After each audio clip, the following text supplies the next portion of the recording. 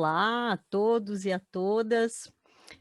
Nós estamos aqui começando mais um papo de laboratório, que a gente no Cefli chama carinhosamente de PDL, e esse nosso PDL ele está acontecendo depois de uma live do dia 27 de fevereiro de 2021, com a nossa convidada Patrícia Fanaia, que está aqui conosco. Te agradeço pela presença mais uma vez aqui com a gente no PDL, Patrícia. E para vocês que vão assistir, esse nosso papo, já aviso então para quem não assistiu a live, vá lá visitar o canal Laboratório Evolutivo, onde essa live foi bem interessante, esse assunto, né, é bem complexo, ele tem muitas vertentes que a gente não pôde abordar de uma forma, né, completa, porque em 1 hora e pouco de live não dá tempo de ver tanta coisa. E aqui é onde a gente vai buscar alguns complementos, um bate-papo a mais, conosco aqui mulheres, né, porque o tema pede, e a gente vai, começar, e eu queria começar esse nosso PDL aqui, chamando um pouco o assunto, né, que a Patrícia trouxe tanta coisa interessante para a gente pensar.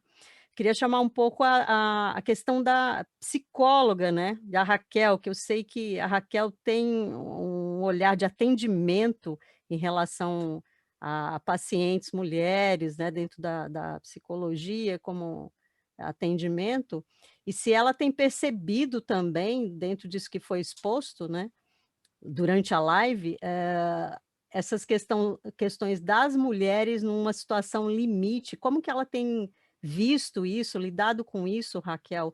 E o lado da espiritualidade envolvida nisso, se você também percebe isso de alguma forma nas suas pacientes, se elas buscam uma ajuda espiritual também ou não, né? Como que tem sido o teu universo dentro desse tema, agora na pandemia? Boa noite a todos, agradeço o convite desse bate-papo. Primeiramente, assim, normalmente as mulheres elas aceitam muito mais que têm dificuldades, que elas precisam de ajuda, que está difícil administrar uma determinada situação, ou que tem alguma ferida emocional mais séria, né? Então, as mulheres elas pedem mais ajuda, realmente. Espiritualmente, eu acho que elas são mais abertas, são mais receptivas também a esse caminho mais subjetivo, né? Mais não tão concreto.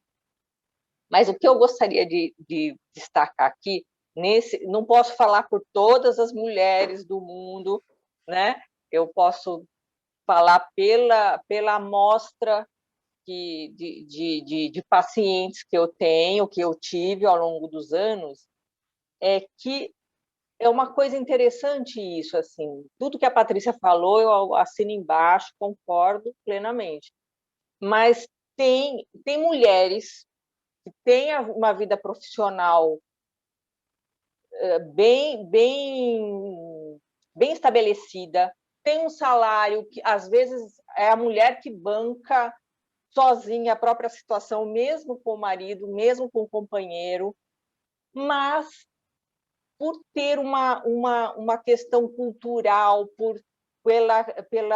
desde menina, desde pequena, o menino brinca de carrinho, né? Uma coisa, e a menina já está lá cuidando da casinha, da bonequinha, nada contra, eu acho que faz parte, é importante isso para o imaginário, mas a menina também pode brincar de carrinho, o menino também pode brincar de boneca, né? E Exatamente. por conta dessa doutrinação, muitas vezes a mulher tem uma posição social estabelecida, mas depende emocionalmente do homem, do marido, do companheiro. Então, aguenta situações muito difíceis, muito delicadas, porque ela não se sente inteira, né? A história da metade da laranja, ela não se sente inteira sozinha, né? Então, é um trabalho bem delicado, é um trabalho longo, é um trabalho árduo, porque é todo um processo de desconstrução desde a infância, desde a infância. A mulher, ela não tem...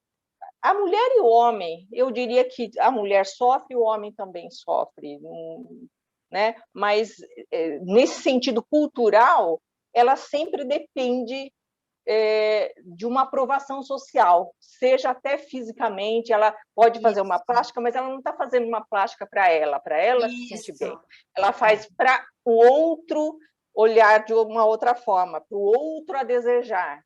Isso é aprendido desde pequena, de ficar, né? Tem uma estrutura. Então, é um caminho de desconstrução longo, longo. E a mulher muitas vezes está sofrendo, não precisa sofrer uma violência física, mas é uma violência moral, uma violência psicológica forte, mas ela aguenta aquela situação em nome de toda uma estrutura que vem desde a infância. Então, por mais que a gente tenha todas as informações, toda a tecnologia, tudo mais, mas a mulher que chega até mim numa situação específica, nesse sentido de fragilidade, é uma mulher lá da Idade Média, lá do início do Homem das Cavernas. É uma mulher que está oprimida, e não é só porque o homem oprime, é porque ela foi sendo educada e construída para esse lugar. Então, eu vou complementar o que a Raquel está falando, que é uma coisa muito profunda e muito complicada de se falar, mas as mães têm um papel fundamental na perpetuação dessas situações. Então, a gente que estuda maternidade, nós sabemos que existe um papel fundamental da mãe na perpetuação do estado de coisas, né? Porque elas tendem a cobrar das filhas o que foi cobrado delas e o que é cobrado delas, e projetar nas crianças os seus, digamos, a sua educação, entre aspas, mais uma vez aqui, né? Que muitas vezes esses padrões são repetidos de geração para geração, com pequenas modificações. Então, se antes menina não podia vestir calça, agora pode. Mas são sempre pequenas permissões, pequeníssimas mudanças. E por isso que a Mary Wollstonecraft está tão atual até hoje. Ela escreveu lá no século XVIII, entendeu? E a gente está até hoje discutindo basicamente as mesmas coisas, porque as mudanças são muito lentas, né? E existe um papel fundamental da família toda, mas da mãe e da sociedade em cima disso.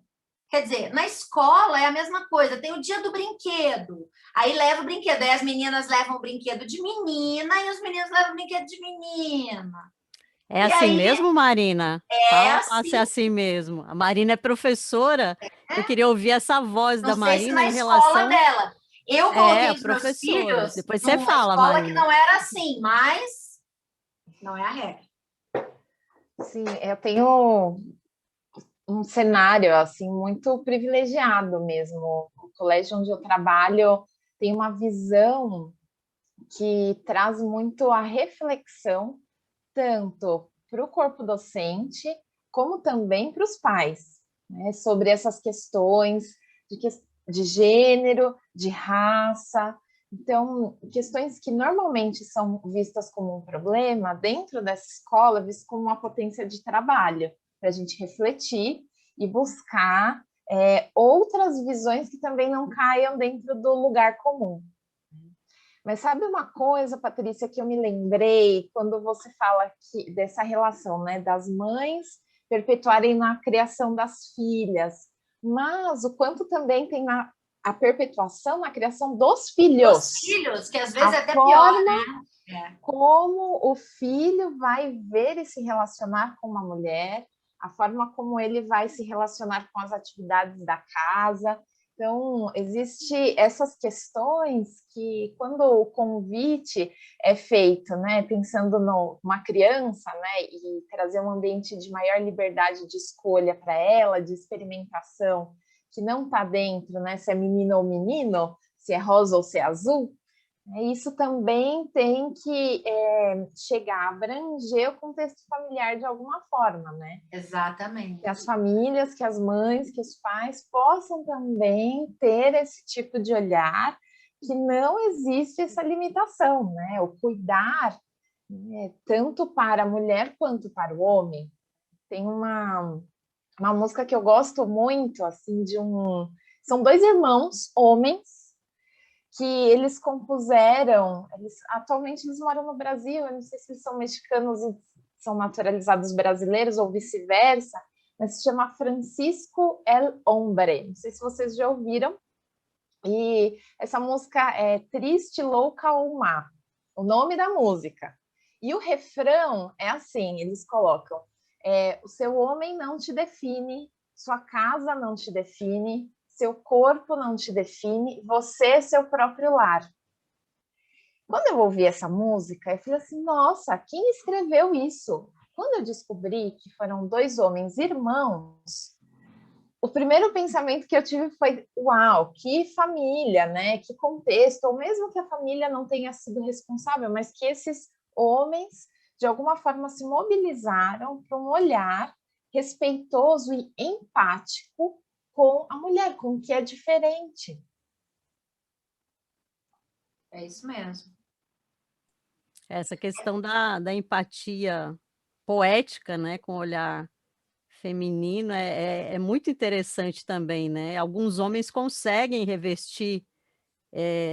se revestir nesse olhar, né? Dentro das artes. A gente tem aqui, né, o Chico Buarque, que é famoso nesse sentido de fazer músicas com o olhar da mulher, né? Se colocar na pele da mulher, ou lembrando aqui o teatro no Japão, em que os homens se vestem de mulher, né? E que é uma tradição, teatro kabuki.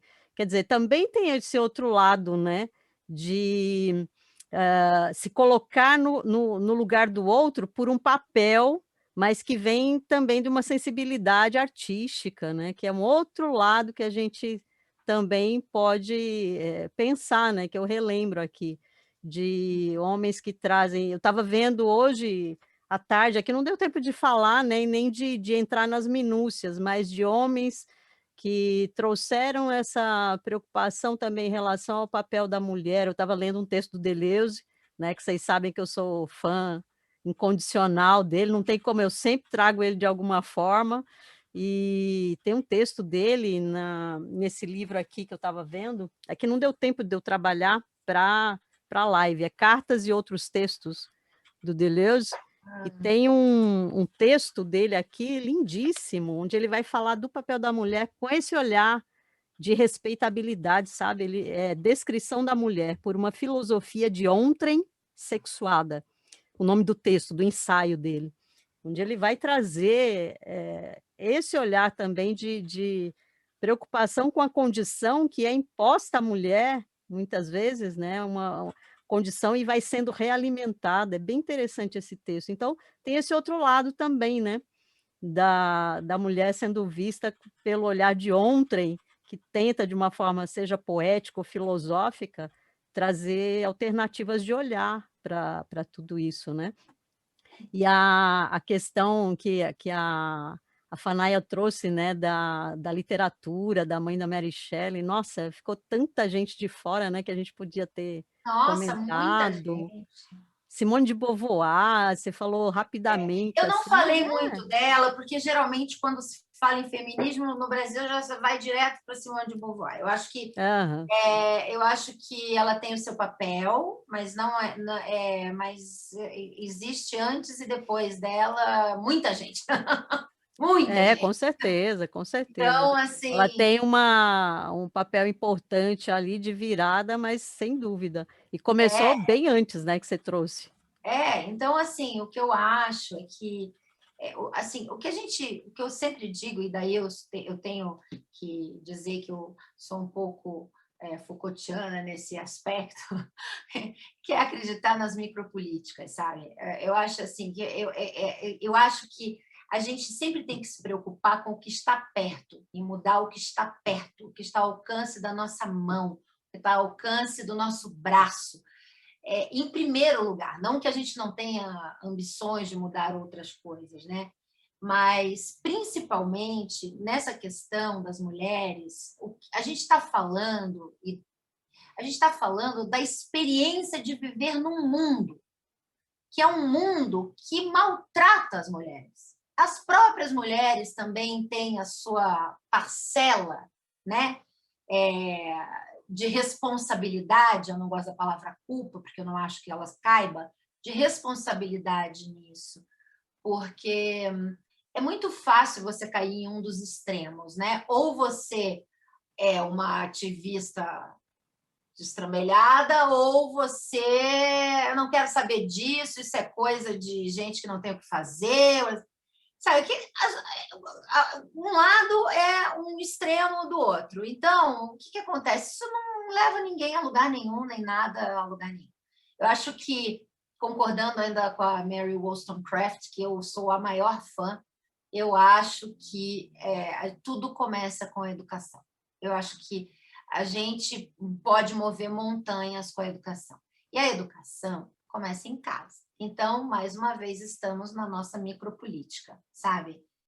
E eu vejo que são coisas muito complicadas, porque a gente que lida com maternidade tem toda essa ambiguidade, tá? Nessa questão da maternidade. Então, ao mesmo tempo que a gente tem que libertar as mães, libertar e liberar as mães de toda a culpa do mundo, entendeu? Que isso também, a psicanálise teve um grande papel em trazer todas as culpas do mundo para cima dos ombros das mulheres, que também tem que se cuidar disso, né? Porque também existia um contexto, também existia várias questões.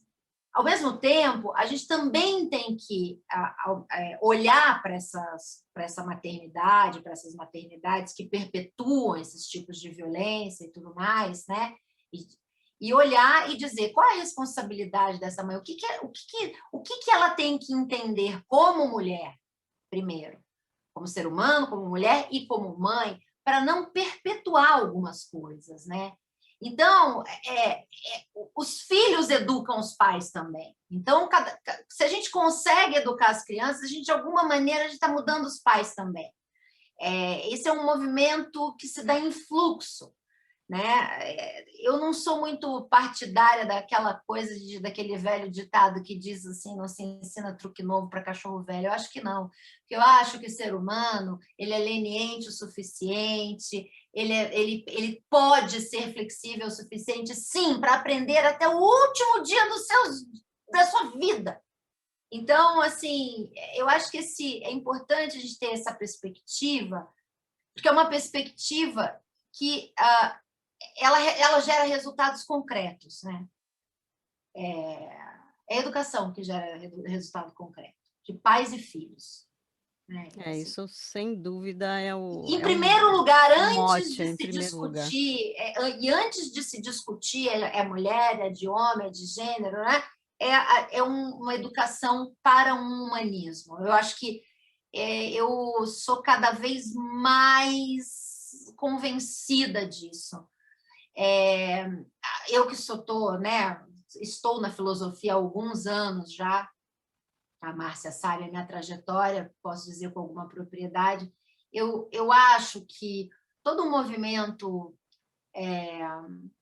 que se inicia aí na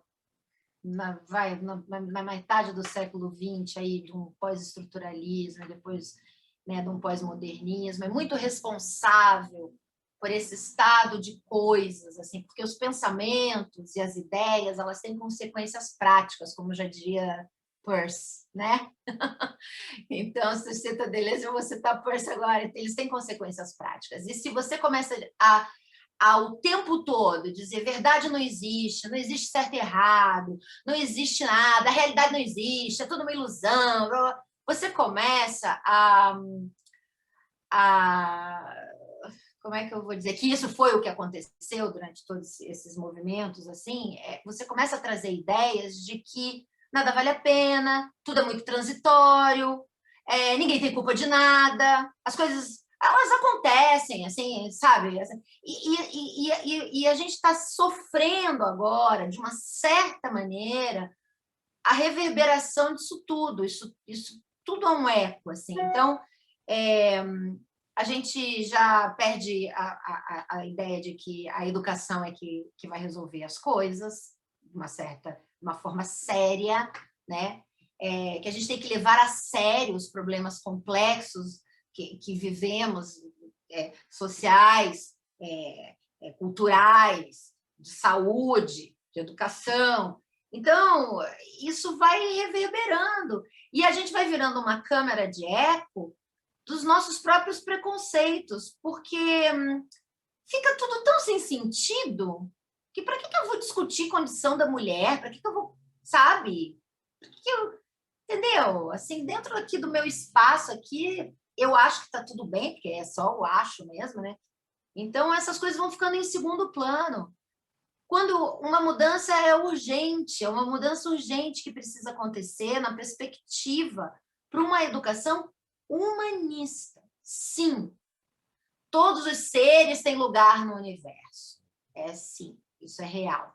Mas nós temos que pensar que nós precisamos, dentro do nosso contexto, nos educarmos e educarmos a quem nos cabe para uma cultura humanística. Assim, eu não vejo outra... sabe, os assuntos são muito antigos, a gente não consegue evoluir. Os assuntos eles se perpetuam por séculos, assim, por milênios. Não é possível. Aí talvez caiba, Fanaia, trazendo aí um pouco do nosso olhar, né? Justamente um equilíbrio mais, né, de comportamento, e isso para quem tem esse viés de uma espiritualidade, que é o nosso caso aqui, de pensar esse corpo, né, efetivamente dessa vida aqui e tal, mas com toda uma bagagem também de uma espiritualidade no amplo sentido do termo, o termo aqui não é religioso, não, mas sim, de um espírito, então, de um espírito junto com o corpo que se manifesta e que tem uma reverberação no mundo. Quer dizer, é um humanismo, né, que você traz esse teu olhar que a gente também traduz aqui, né, no CEFLE dessa forma, né, de pensar corpo e espírito, mas não separado, porque essa é outra questão também, Esse é essa um problema, separação, o problema é a exato. separação, é o cartesianismo lá de trás que veio separando né, a nossa manifestação no mundo, como se isso fosse separado, como na verdade não, nós somos corpo, espírito, mente, ou quaisquer que sejam as outras divisões que foram fazendo, mas de uma manifestação de humano, né?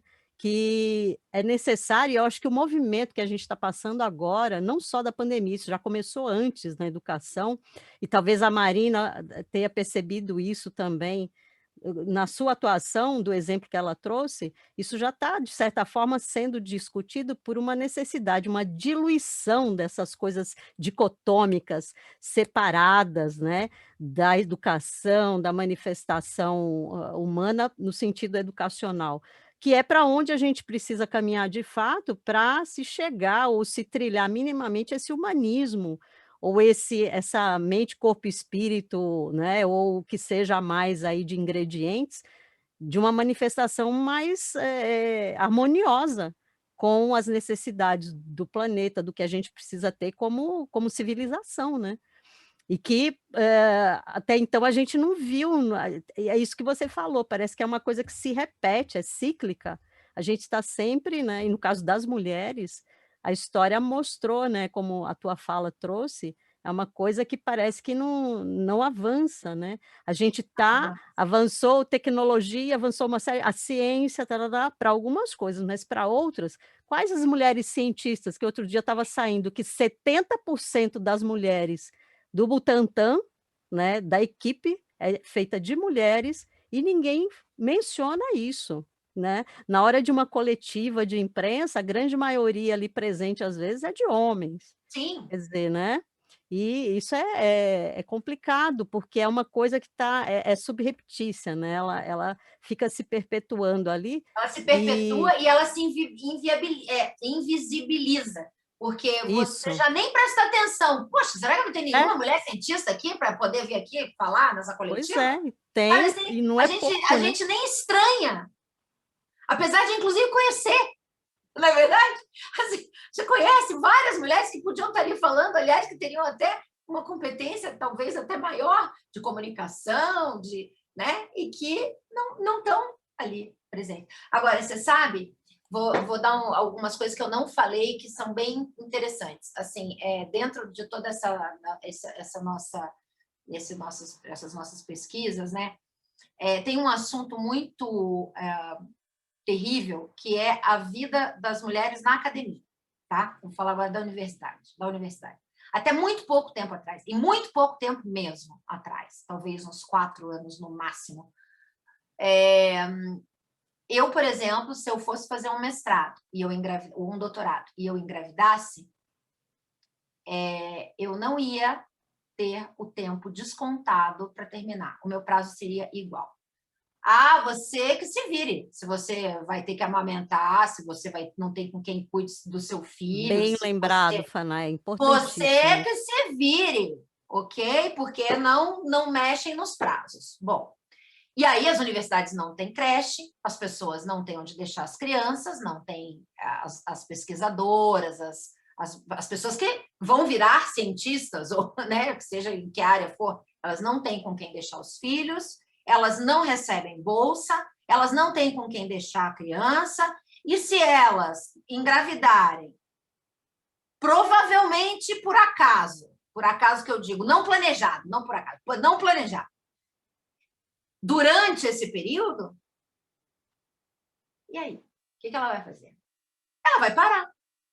Por isso, tantas mulheres largam os seus mestrados, os seus doutorados, às vezes até a faculdade, porque a gente sabe que no país que a gente vive é muito comum, não só gravidez infantil, mas jovens mulheres muito, muito novas já tendo filhos.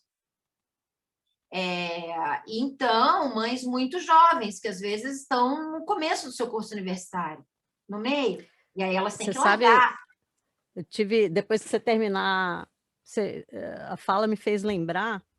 Eu tive recentemente um exemplo, é só complementando, depois você retoma se você quiser fechar, mas eu tive recentemente um exemplo disso de uma orientanda de mestrado que engravidou, ela já tinha feito quase um semestre do curso, engravidou, e o medo dela, ela me contando depois, o medo dela de me Sim, contar para a óbvio. orientadora, uma orientadora, sou mulher, mas ela estava morrendo, ela foi primeiro perguntar para todo mundo do departamento, para as secretárias, para as outras amigas ali, né, as outras orientandas, o que elas achavam que eu diria, né, se ela deveria contar ou não, mas olha a pressão em cima, né, psicológica, e, né, termina que ela já vai defender agora, mês que vem, conseguiu, porque eu fui a primeira, né, falo: "Gente, você dá conta sim, vamos juntas, não sei o que tal". Mas o que eu quero enfatizar aqui é o medo, é o receio dela em me falar isso, quando na verdade isso não deveria nem, né, Não deveria nem ser acontecer. falta, porque o que o Não orientador tem deveria, a ver mas com a vida ocorre. privada do outro, a não ser para ajudar? Porque se for para Pois é, atrapalhar, melhor não, né, nem saber. Agora, é pois para é, ajudar, né?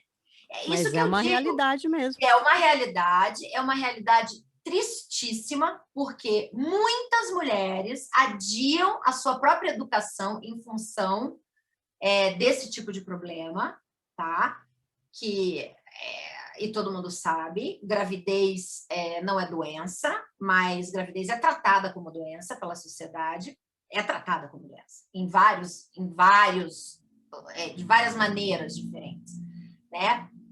A gravidez nunca é a gravidez da mulher, a gravidez sempre pressupõe um pai, que ele é sempre tirado do... Um pai, não vou usar essa palavra, de um homem, mas ele é sempre tirado do jogo. A gravidez é da mulher. A responsabilidade de ter ficado grávida é da mulher. Então, logo, a mulher tem que arcar com tudo isso. Então, assim, é um jogo que já começa no 10-0, né? Assim, é um jogo que começa no 10-0. Porque, vamos dizer o seguinte, é muito fácil, lição de moral, todo mundo tem as suas, todo mundo gosta de dar uma liçãozinha de moral nos outros, mas a verdade é que todo mundo já foi jovem, todo mundo já fez o que não deveria, muitos já terminaram com uma gravidez indesejada ou não planejada. Essa é a realidade dos fatos e não adianta negar essa realidade, porque é isso que eu digo, é a realidade. Você pode dizer, não, isso não existe, mas isso é a realidade. Quem trabalha com educação, quem trabalha na área de psicologia, a gente que é pesquisadora, a gente sabe muito bem, isso é o dia a dia, isso não é exceção, isso é a regra. Tem um outro lado que me fez lembrar também, que é o contrário também, da mulher que decide, que você falou disso bem de passagem na live, que é a mulher que decide não ter filhos também, porque muitas sofrem preconceito também em relação a isso. Sim, não é que aqui a gente estava falando dessa história da academia e tudo mais, né? Tem um outro lado aí. Esse daí a gente já fala disso, mas assim, essa questão da academia é muito grave, porque você sai do segundo grau com 17 anos, 18 anos, isso digamos que você tenha tido uma vida no segundo grau bem regular ali, você sai com 17 anos, né? Ainda em plena adolescência, essa que é a realidade, né? Porque até a Raquel pode até me dizer, me corrigir, mas assim, até tem estudos dizendo que a adolescência hoje está indo até quase perto dos 30 anos. Então, você pode imaginar, tá certo? Né? E aí acontecem desastres no percurso. Isso, na maioria das vezes, o impacto muito mais violento é na vida das meninas. Não é na dos meninos. Em todos os sentidos. Então, assim, e perpetuado, a gente já sabe, né? Por toda a sociedade, pela estrutura toda que a gente tem familiar, né? Então, assim, não adianta dizer que não é, e dizer, não, porque os meninos... Não, é isso sim, sabe? E aí, quem vai interromper o estudo? É a menina. Quem provavelmente vai ter que lidar com todas as culpas e as acusações, a menina. Né? Inclusive dos dedos apontados, tá vendo? Engravidou porque quis, foi lá fazer o que não devia, porque papapá, e daí? O fato tá grávida, e aí? Para de estudar. Aí não consegue emprego. Muitas vezes tem que continuar a viver, por mais que queira, porque não tem experiência, não tem faculdade.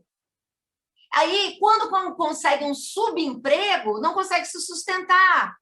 Ou tem que ficar na casa da própria família, sofrendo violência moral e, às vezes, física o tempo todo, se submetendo, ou, às vezes, arruma um outro homem para ficar submissa e dependente dele, não é, Raquel? Essa é a história. E aí não volta a estudar, não retoma a sua vida. E isso não é só, a gente não está falando, e aí eu concordo completamente, e assim, isso agora dá o espaço para a gente falar, independe de classe social. O que depende às vezes, é o seguinte, não me envolvo, vou dar tudo que o seu filho precisar, mas não quero saber. Pronto, está moralmente banida, é uma pária na própria família, sabe? Então, assim, isso não acontece com os homens. Ele refaz a vida dele, ele continua estudando, o filho vai ser responsabilidade da menina, ele diz, olha, tudo bem, eu não vou assumir, então faça o que quiser com a criança. Ou, não, eu vou assumir, mas eu não quero nada com você, não vou criar a criança. Isso é o normal. A exceção são aqueles que dizem, não, vamos tentar. E as famílias que também apoiam, dizem, tudo bem, vamos ver no que dá. Essa é a exceção. Entende? E aí, o que você faz com essas meninas? Aí depois diz, não tem cientistas mulheres, não tem, porque tem carreiras e carreiras. Por que tem mais mulheres na área de humanas? Porque algumas áreas de humanas elas podem ser retomadas mais tarde na vida.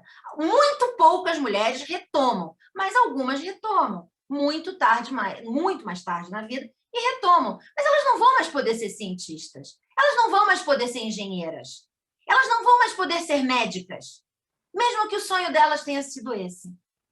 Entende? Porque simplesmente, ao contrário do que todo esse zeitgeist que a gente falou de pós-estruturalistas e pós-modernistas querem nos fazer crer, existe um tempo, sim, para as coisas acontecerem, porque a vida é uma só. E ela, sim, ela não é uma linha reta, mas o tempo vai.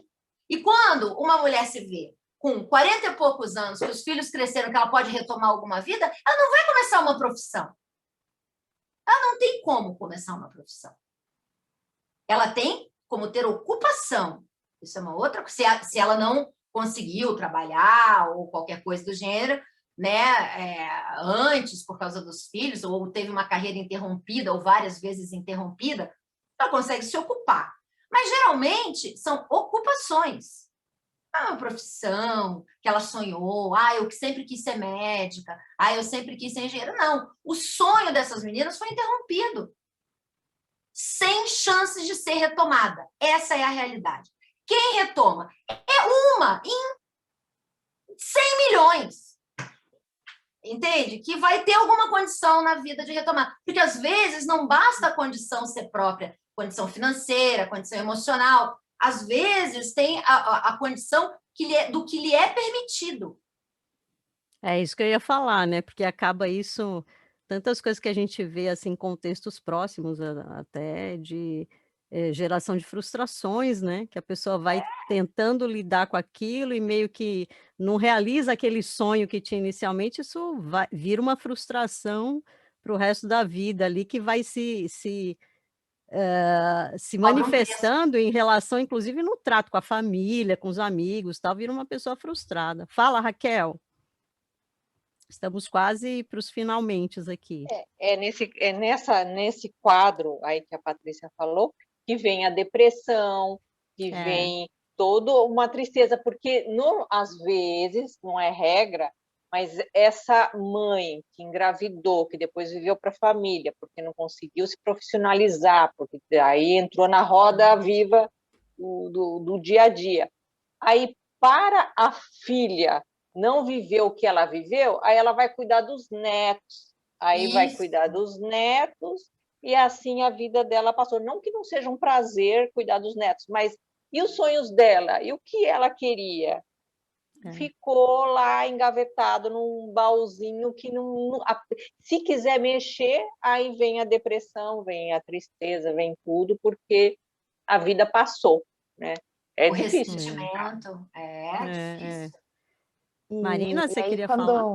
Sim, quando a gente vai olhar para a questão da espiritualidade, né, assim, a gente tem alguns autores, e eu falo olhando pelo campo da saúde, e essa intersecção entre espiritualidade e saúde, que uma das definições é a espiritualidade, a busca, né, por encontrar sentido, propósito na sua vida. Isso.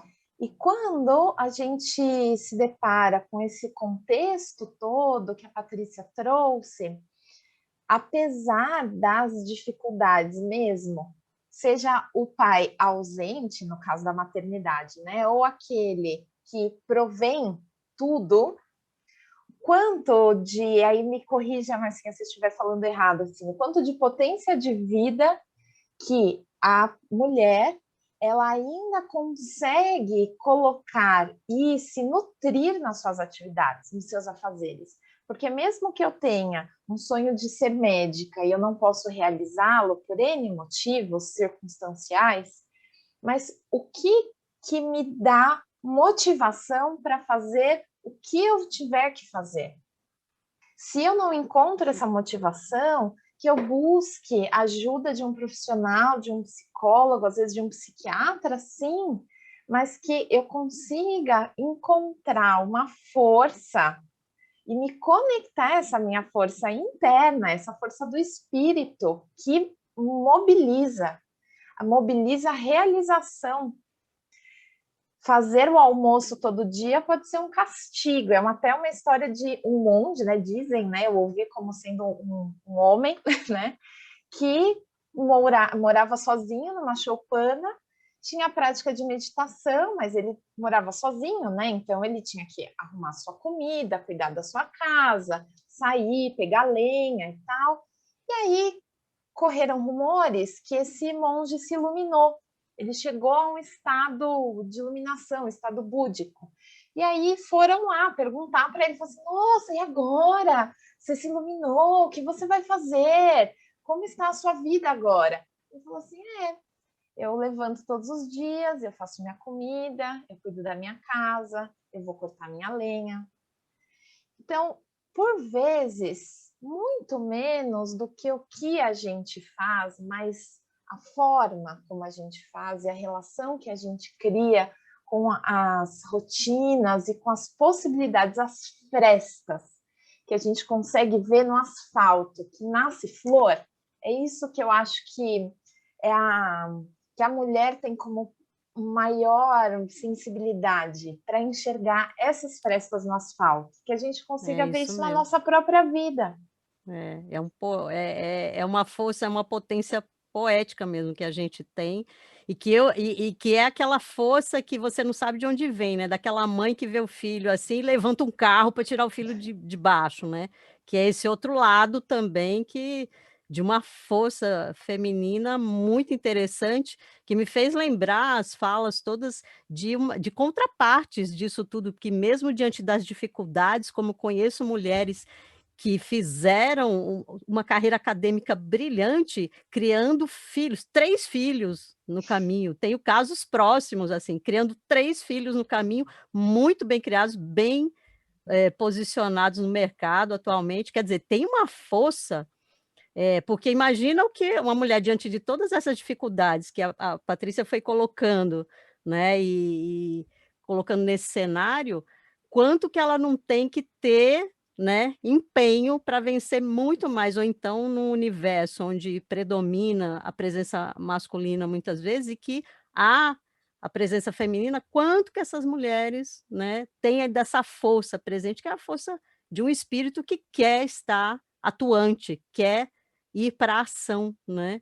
Então, é uma contraparte interessante para a gente pensar, né, no equilíbrio das forças, e para aqueles que não sentem, se sentem daquelas, né, que se sentem despotencializadas de vida diante de tantas dificuldades, sobretudo agora, né, fica também como uma possibilidade, né, de referência, de busca por essa força interior, que ela é própria da mulher, né, que é aquela força que costumam usar como exemplo, que é a força de parir, né, é a força que está no organismo da mulher, de resistência à dor, né, que muitas vezes o homem não tem tão presente e que está lá, que é uma força da natureza, né, que a gente pode citar aqui, mas que não é só do corpo, é do espírito, é do ser humano, desse humano que a Fanaia trouxe para nós aqui, né, e que precisa ser lembrado. Eu acho que para a gente terminar esse PDL com essa reflexão, né, apesar das dificuldades, vamos, mulherada, né, partir para uma ação potente, né, e pensar nas frestas, nas possibilidades de onde tem flor escondida ali que a gente pode trazer. Eu acho que é bem por aí mesmo, né. Então, acho que é isso. Se alguém quiser alguma fala breve aqui por conta Raquel queria falar do alguma horário, coisa, Raquel. então diga aí, cada uma se quiser finalizar. Eu achei Você que você queria tinha falar, levantado a Raquel? mãozinha, não tinha? Não, eu adoro ouvir a Marina. A Marina traz Eu uma adoro também. esperança, a flor A que... Marina. Marina, um beijo para você. E eu amo ouvir vocês. Delícia! Olha aí as mulheres, tá vendo? É isso. Sim. É isso. Essa é a nossa Sororidade. força, né? Não é? Essa é a Sororidade. nossa força. E eu acho Sororidade, bem. quanto mais a gente conseguir espaços como esse para falar sobre essas coisas, mais a gente está ajudando, de alguma forma, no nosso microativismo também, a abrir as perspectivas das pessoas, abrir os horizontes, mostrar outras coisas. Todas nós somos mulheres que estamos aí na prática, né, vivenciando esses ambientes que não são só os nossos ambientes domésticos, né, lidando com alunos e com alunas, a Raquel no consultório, recebendo, né, todo o tempo gente, né?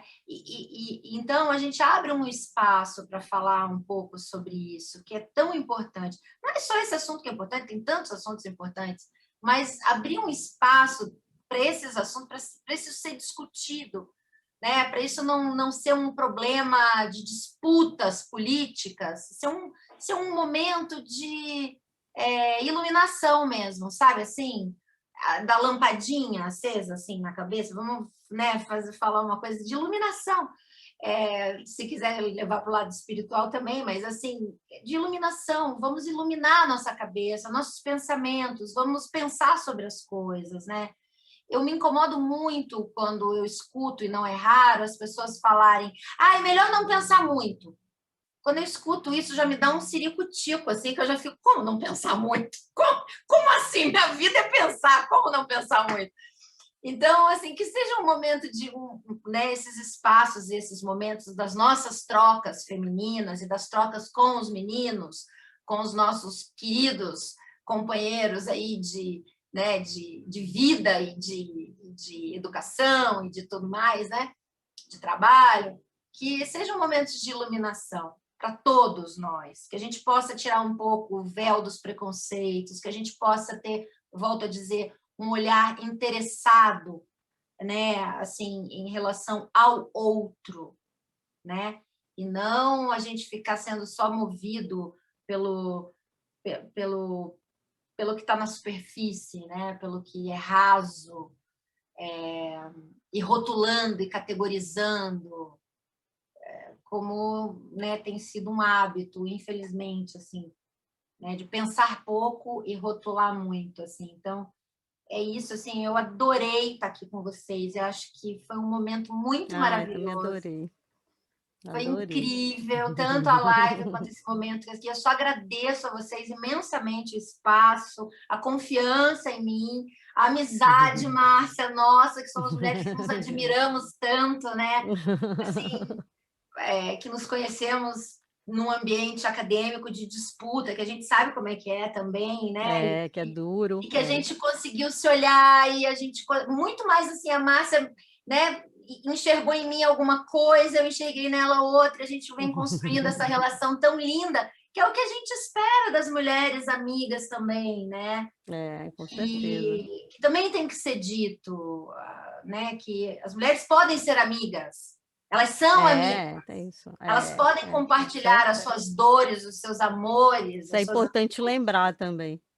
Né? Porque senão também ficam vendendo toda essa imagem que mulher só disputa uma com a outra, mulher isso tudo, gente, isso faz parte daquela construção lá que a gente estava falando, né? Com certeza. Então, muito obrigada de novo por essa oportunidade. Obrigada, querida. Obrigada, queridas. Adorei esse nosso PDL aqui, né? E é isso, então a gente vai finalizando por aqui, né? E para quem nos acompanhou até aqui esse momento, e que não assistiu a live, relembro que a live foi muito interessante, então vai lá no canal do Cefli e assiste, né? E já deixo aqui o convite para outras, né, lives que a gente vai ter, outros PDLs adiante com assuntos diversos dentro dos temas que interessam ao Cefli, né? Esse aqui foi só um deles. Então, obrigada por estarem até aqui, obrigada a vocês, beijão para vocês, mulheres, e a gente vai se falando aí. Adorei. Beijão. Tchau. Tchau, tchau.